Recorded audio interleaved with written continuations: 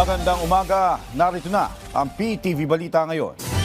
Isasagawa ngayong araw sa isang universidad sa Cagayan de Oro ang ikatlong public consultation ng Kamara kaugnay sa panukalang batas na anti-political dynasty. Layo ng konsultasyon na alamin at pakinggan ang mga opinyon at mungkahi ng ating mga kababayan tungkol sa panukala. Humingi tayo ng update doon mula kay Vel Custodio. Vel? Joshua, kasalukuyan tayong nandito sa University of Science and Technology of Southern Philippines sa Cagayan de Oro, kung saan isasagawang ikatlong public consultation ng anti-political dynasty measures sa pangunguna ng House Committee on Suffrage and Electoral Reform. Ang anti-political dynasty ay isa sa mga priority bills ng Legislative Executive Development Advisory Council o LEDAC sa ilalim ng administrasyon ni Pangulong Ferdinand R. Marcos Jr. 24 na bersyon ng panukalang batas ang pagdinig sa komite, kung saan kabilang sa pinagdedebatihan ay ang sasaklawing degree of consanguinity at affinity. Kaya naman bukod sa pananaw ng mga Cagayanons patungkol sa mga pagsang-ayon sa panukalang batas, tatalakayin din ng mga nais silang maging saklaw sa pagsasabatas ng anti-political dynasty. Kabilang sa sasakuping pang degree of consanguinity, succession, kung aling posisyon sa pamahalaan ng saklaw nito at ang geographical na limitasyon nito. Lalahok sa public consultation ng ilang mga grupo mula sa iba't ibang sektor, mga kabataan at mga mamamayan ng CDO. Nanindigan si House Speaker Faustino Bogie III na seryoso ang kapulungan na isulong at ipasa ang isang makatarungan, makabuluhan at makataong anti-political dynasty bill. Lalumpat at hindi pa rin na isasabatas hanggang sa ngayon ang anti-political dynasty measures, 4 na dekada na ang nakalipas ng pagtibayi ng 1987 Constitution. Nauna na nagsagawa ng public consultation sa anti-political dynasty measures sa Cavite noong nakaraang linggo. Kahapon, Joshua, tumungo naman ang komite sa Visayas sa lalawigan ng Cebu para sa konsultasyon.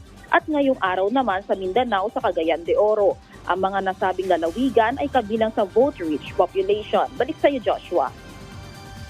Maraming salamat, Vel Custodio. Samantala, namahagi ng mga pagkain ng La Carlota City LGU sa mga residente na apektuhan ng pagputok ng Bulkang Canlaon sa Negros Occidental.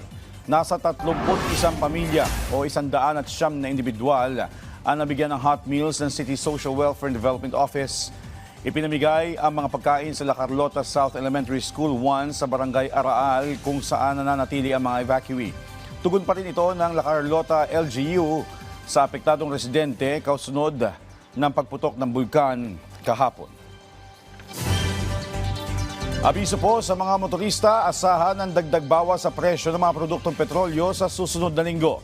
Sa pagtaya ng Department of Energy, posibleng bumaba ng 45 sentimos ang presyo sa kada litro ng gasolina, habang posible naman tumaas ng 5 sentimo ang presyo sa kada litro ng diesel.